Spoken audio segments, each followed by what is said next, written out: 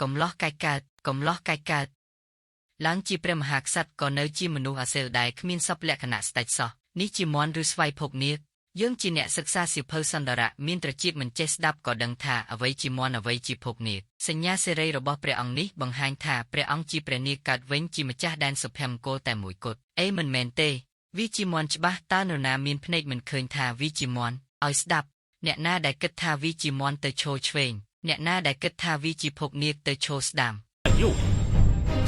ច្បាស់ទៅវាមានខ្លួនតូចកន្ទុយស្ដើងមិនមែនភពនាគទេជាមន់ច្បាស់ហេអញ្ចឹងអ្នក3នាក់ទាំងនេះគិតថាខ្ញុំខុសចេតនាមែនទេក៏ហាក់ដូចជាមានការប្រងើយកន្តើយមិនគោរពរាជទៀតយើងជាអ្នករៀនសៀវភៅសន្ទរៈអ្នកក្បត់មិនអាចបោកបញ្ឆោតយើងឬបោកបញ្ឆោតពិភពលោកបានទេ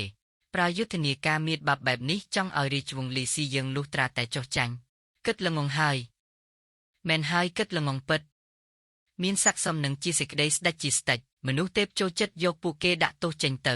ខ្ញុំចង់ឃើញថាឆ្អឹងរបស់ពួកវារឹងប៉ិនប៉ោងប៉ុណ្ណាអូសចេញទៅឲ្យស្លាប់ចោលអាម៉ាត់មនុស្សអាសេលមិនមែនត្រឹមជាមនុស្សអាសេលទេទោះឃើញសញ្ញាសេរីក៏មិនដឹងច្បាស់ទេទាមទារថាខ្លួនរៀនសៀវភៅបុរាណសុទ្ធតែបោកខ្មាស់មុខគេពិតព្រះអង្គមានទេពសមត្ថភាពលើសគេទាំងលើសង្គ្រាម